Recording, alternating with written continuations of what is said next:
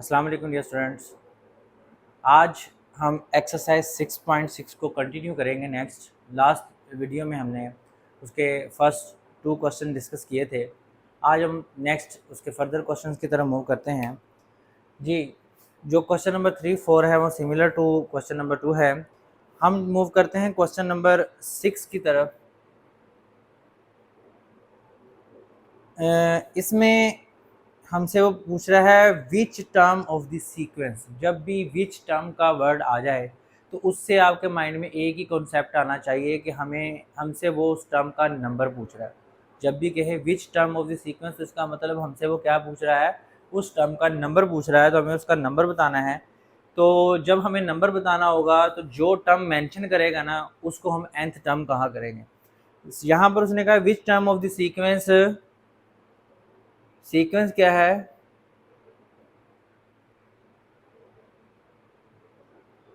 X square minus y square comma x plus y comma x plus y over x minus y so on, ये given sequence है। और यहाँ पर इसकी nth term उसने हमें दी है x plus y over x minus y power 9। यानी कि हमें फाइंड करना है कि इस सीक्वेंस की कौन सी टर्म ये है। तो हम लेट कर लेते हैं कि ये हमारे पास nth टर्म है। यहाँ से हमें फर्स्ट टर्म जो मिली वो है x square minus y square मिल गई। और अगर हमें इनकी कॉमन रेशो निकालनी है तो वो हमारे पास आ जाएगी next term over previous term. तो इसको ज़रा सिंप्लीफाई करेंगे, x plus y over x plus y into x minus y, ये फैक्टर बन जाएंगे, ये कैंसिल आउट हो जाएगी तो 1 ओवर एक्स माइनस वाई, ये मेरे पास कॉमन रेशो आ चुकी है। अब हमने क्या करना है कि हमारे पास ये गिवन सीक्वेंस है, इसकी फर्स्ट टर्म हमें मालूम है, कॉमन रेशो हमें मालूम है, हमें लेट कर लिए ये nth टर्म किया और n हमने फाइंड करना है। तो हम यहाँ पे लिखेंगे as we know that an is equal to a1 r power n minus 1। अब nth टर्म तो हमें डिफाइंड है, वो है x plus y over x minus 9, x minus y power 9 is equal to, first term हमारे पास आई है x square minus y square, r हमारे पास आया 1 over x minus y whole power n minus 1। जी यहाँ पर हम सिंपली क्या करेंगे, ये एज इट इज आ जाएगी और यहाँ पर हमारे पास आ जाएगा x plus y into x minus y और डिनोमिनेटर में आ जाएगा x minus y power r n minus 1। अब स्टूडेंट्स देखें ये दोनों फैक्टर सेम है तो ये पावर भी इसमें आके सॉल्व हो जाएगी। तो x plus y over x minus y power 9 that is equal to x plus y over x minus y. अब चूंकि ये पावर नीचे आएगी तो इससे सब्ट्रैक्ट होगी तो यहाँ पर बन जाएगा x माइनस 1 में जब मज़ीद माइनस 1 करेंगे तो वो माइनस हो जाएगा। अब आप देखें दोनों साइड्स पर अगर हम कंपैरिजन करें तो हमारे पास यहाँ से on comparing on both sides, तो कंपेयरिंग जब बोथ साइड्स पे करेंगे तो हमारे पास n minus 2 is equal to 9 आ जाएगा और n हमारे पास 9 प्लस 2 आ जाएगा तो n इज इक्वल टू 11 हमारे पास the required number of terms. तो हम बोलेंगे hence x plus y over x minus y whole power 9 is the 11th term of given GP, कि ये हमारे पास 11th टर्म है गिवन ज्योमेट्रिक प्रोग्रेशन। जी नेक्स्ट हम क्वेश्चन नंबर 7 डिस्कस करते हैं जिसके 3 पार्ट्स हैं। स्टेटमेंट है if a B, C, D are in GP, prove that। अब यहाँ पर एक पार्ट पिक कर लेते हैं, मैं इसका सेकंड पार्ट ले लेता हूँ जिसमें स्क्वायर भी आ रहे हैं, a square minus b square, b square minus c square और c square minus d square are in GP. Statement समझ लें कि हमारे पास ये 4 टर्म्स हैं, ए बी सी डी, और ये किसकी टर्म है? ज्योमेट्रिक प्रोग्रेशन की टर्म है। तो कहते हैं अगर ये ज्योमेट्रिक प्रोग्रेशन की टर्म है तो ये स्ट्रक्चर जो है, जो न्यू टर्म्स बना रही हैं, ये भी ज्योमेट्रिक प्रोग्रेशन की टर्म होंगी। तो हमें इसको प्रूव करने के लिए क्या करना पड़ेगा? देखें स्टूडेंट, अगर तो ये ज्योमेट्रिक प्रोग्रेशन की टर्म है तो इनमें कॉमन रेशो आर होगी, और आर अगर कॉमन रेशो है इसमें, तो अगर इनकी भी कॉमन रेशो आर, यानी आर मीन कुछ भी आए लेकिन सेम आए, तो फिर हम बोलेंगे कि ये भी ज्योमेट्रिक प्रोग्रेशन है। तो हम सॉल्यूशन की तरफ बढ़ते हैं। As a b c d are in GP, तो अगर ये जीपी में है तो फिर कंफर्म है कि आर हमारे पास b over a equal to c over b equal to d over c होगा। यानी कि हम अगर कॉमन रेशो निकालें तमाम कंजक्टिव टर्म की, चाहे बी ओवर ए कर लें, चाहे सी ओवर बी कर लें, चाहे डी ओवर सी कर लें, वो सब के सब आर होंगी। तो यहाँ से हमारे पास क्या होगा? अगर हम अलग अलग करें तो यहाँ से b equal to R A आ जाएगा, और जब इसको आर के इक्वल रखें तो यहाँ से c is equal to r b आ जाएगा, और अगर इनको इक्वल रखें आर के तो यहाँ से हमारे पास d is equal to r c के आ जाएगा। यानी कि हमने ये तीनों जो टर्म्स थी, यानी कि रेशोज थी, इनको आर के इक्वल 1 बाय 1 करके रखा है, और वहाँ से हमारे पास ये इक्वेशन आ गई। अब हम इनका यूज़ करेंगे और इस चीज़ को प्रूव करने के लिए हम लिखेंगे now check a square minus b square, b square minus c square and c square minus d square are in GP. अब हमने इनको चेक करना है, तो टेक करते हैं, टेक R1, पहली कॉमन रेशो निकालते हैं, तो वो होगा B square minus c square over a square minus b square. तो यहाँ पर अगर हम देखें कि b किसके इक्वल है, b हमारे पास आर ए के इक्वल है, और c हमारे पास आर बी के इक्वल है। ऊपर जस्ट वैल्यू पुट करनी है, नीचे सब्स्टिट्यूशन करने की ज़रूरत नहीं है। अब देखिएगा तो हमारे पास ऊपर आ जाएगा r a square minus r square b square, और नीचे a square minus b square आ जाएगा। तो आर कॉमन लेंगे आर स्क्वायर, तो ये a square minus b square over a square minus b square, ये कैंसिल आउट हो जाएगा। तो हमारे पास जो R1 थी वो किसके इक्वल आ गई? आर स्क्वायर की आ गई। ठीक हो गया, ये हमारे पास फर्स्ट इक्वेशन आ गई। अब हम स्टूडेंट सेकंड कॉमन रेशो की तरफ मूव करते हैं, R2 की तरफ मूव करते हैं।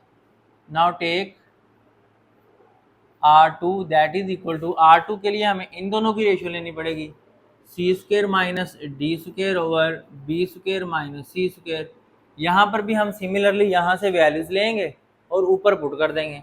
हमारे पास यहाँ पर सी आर बी के इक्वल है और डी आर सी के इक्वल है।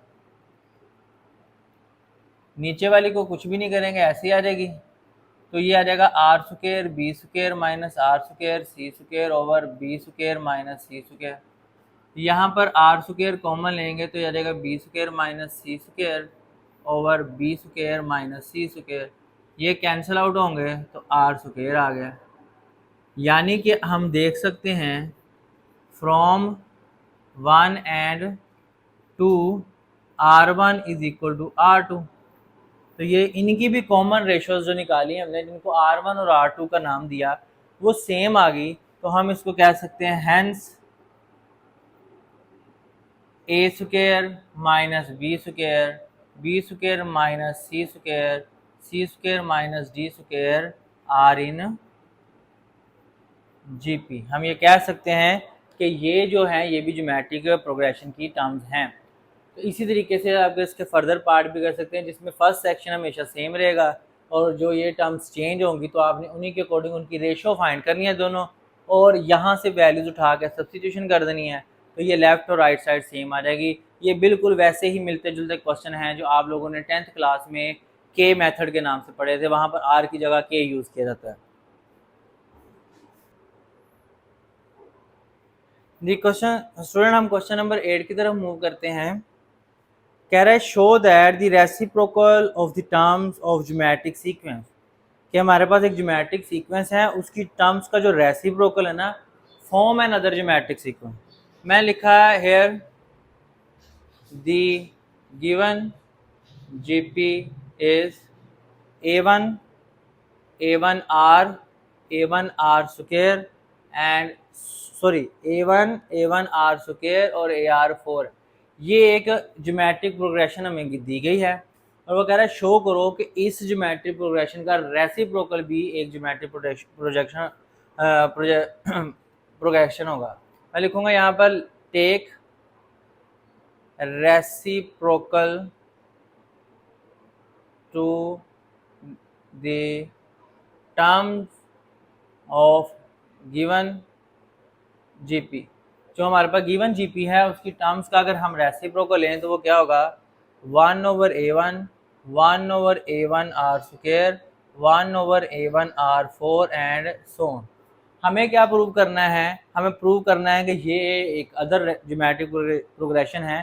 तो सिंपली इसमें भी यही करना होगा कि हम इनकी कॉमन रेशियोज लेंगे, अगर कॉमन रेशियोज सेम आ गई तो फिर ये एक ज्योमेट्रिक प्रोग्रेशन है। तो मैं लिखूंगा take r1 that is equal to, next over previous है तो 1/a1 r square over 1/a1। अगर इसको हम सिंप्लीफाई करके देखें तो ये हमारे पास आ जाएगी 1/a1 r स्क्वायर मल्टीप्लाई, ये ऊपर चले जाएगी तो a1 आ जाएगा, ये कैंसिल हो जाएगा, तो 1/r स्क्वायर हमारे पास आ गई r1, ये हमारे पास r1 आ गई। अब हम क्या करेंगे, take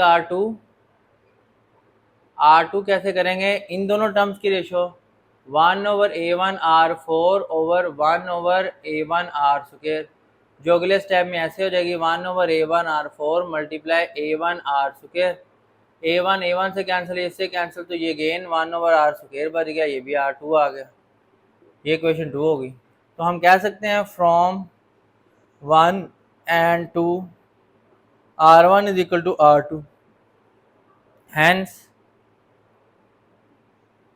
reciprocal to the terms of geometric progression, given geometric progression is form another geometric progression, कि जब हम गिवन ज्योमेट्रिक प्रोग्रेशन की टर्म्स का रेसिप्रोकल लेंगे तो वो एक और नई ज्योमेट्रिक प्रोग्रेशन जनरेट कर देगी। नेक्स्ट मूव करते हैं। नेक्स्ट हम क्वेश्चन नंबर 10 सॉल्व करते हैं।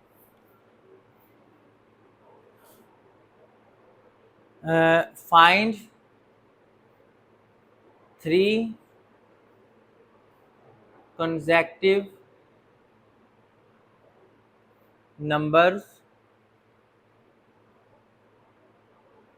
in GP whose sum is 26 and their reciprocal is 216। जी स्टूडेंट्स, अब हमने इसमें क्या करना है कि लास्ट टाइम जिस तरह हमने 3 कंसेक्यूटिव नंबर्स फाइंड किए थे अरिथमेटिक प्रोग्रेशन के, अब हमने ज्योमेट्रिक प्रोग्रेशन के 3 कंसेक्यूटिव टर्म फाइंड करनी है। इसमें भी हमने वही पैटर्न रखना है। उसमें हमने कॉमन डिफरेंस को असेंडिंग एंड डिसेंडिंग ऑर्डर में सेट किया था। इसमें हम कॉमन रेशो को सिलेक्ट करेंगे। कैसे करेंगे? इसमें नंबर सेलेक्ट करने से हमारी कैलकुलेशन कम हो जाती है। लेट ए आर और a by r be the 3 consecutive numbers. अब हमने यहाँ पर ये इस सेंस में क्यों लिए, ताकि जब हम इनकी प्रोडक्ट वाली कंडीशन इस्तेमाल करेंगे ना, कि जिसमें उसने कहा कि सम ये है and there reciprocal and their product आएगा, सॉरी यहाँ पर स्टेटमेंट में क्या है, एंड देयर प्रोडक्ट, कि हमारे पास प्रोडक्ट इज 216 है। तो जब हम ये प्रोडक्ट वाली कंडीशन यूज़ करेंगे तो ये हमारे पास एक दूसरे को कैंसिल आउट कर देंगे। तो हमारे पास क्या होगा, a over r plus a r that is equal to 26। हमने ये सम की कंडीशन लगाई, ये हमारे पास इक्वेशन बन गई। एंड प्रोडक्ट की कंडीशन लगाएंगे तो ए ओवर आर ए और ए आर ये 216 है। तो यहाँ पर देखेंगे तो ये आर से कैंसिल हो जाएगा। तो हमारे पास ए क्यूब इज इक्वल टू 216 आ जाएगा। तो यहाँ से हमारे पास ए हमारे पास आ जाएगा आई थिंक सो 6। अब हम क्या करेंगे, put a is equal to 6 in 1, हम इसमें 1 में पुट करेंगे तो हमारे पास 6 over r plus 6 r is equal to 26 आ जाएगा। अब एलसीएम ले लें या इसको पहले उधर जाकर सॉल्व कर लें। 6 by r plus 6 r is equal to 6 minus 26 करेंगे तो 20 हो जाएगा। तो ये आ जाएगा 6 plus 6 r square over r is equal to 20। तो यहाँ पर आ जाएगा 6 plus 6 r square is equal to 20 r. और अगर हम इसको अरेंज कर लेंगे तो 6 r square minus 20 r plus 6 is equal to 0। अब हमारे पास ये एक क्वाड्रेटिक इक्वेशन बन चुकी है in the form of r. हम इसकी मिडिल टर्म ब्रेक कर लें या क्वाड्रेटिक फार्मूला लगा लें या कंप्लीटिव स्क्वायर में फैक्टर लगा के हमें जस्ट आर की वैल्यूज फाइंड करनी है।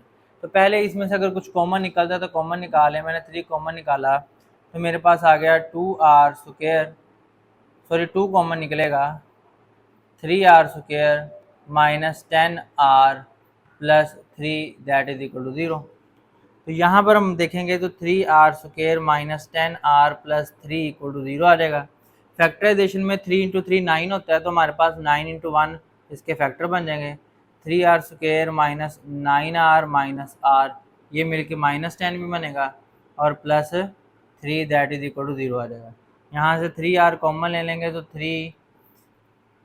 3r माइनस 3 आ जाएगा और यहाँ से माइनस 1 कॉमन लेंगे तो r माइनस 3 इक्वल टू 0 आ जाएगा।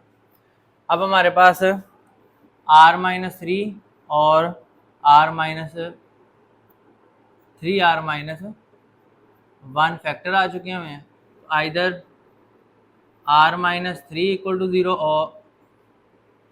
और 3r minus 1 equal to 0।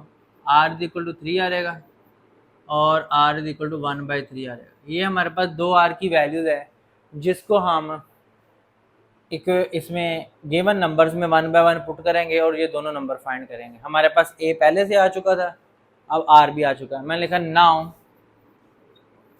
The numbers are when r equal to 3 और when r is equal to 1/3। दोनों केसेस में हम नंबर फाइंड करेंगे। पहला ये नंबर है a बाय r, a हमारे पास 6 था, r 3 था, वो आ गया 2। फिर दूसरा a है वो 6 ही आ गया। तीसरा a आ रहा है तो वो 6 इंटू 3 आ गया, 18 आ गया। ये हमारे पास 3 नंबर्स आ गए। अब अगर हम r की वैल्यू ये यूज़ करते हैं तो हमारे पास a by r is equal to 6 by 1/3 आएगा। तो ये 3 ऊपर जाकर मल्टीप्लाई हो जाएगा तो वो आ जाएगा 18 के। और उसके बाद हमारे पास a 6 ही आ जाएगा और a r हमारे पास आ जाएगा 6 इंटू 1/3, ये कैंसिल होकर 2। तो hence 2, 6, 18 are the consecutive numbers. ये हमारे पास वो कंसेक्टिव नंबर्स हैं जिसको उसने हमें फाइंड करने के लिए कहा था।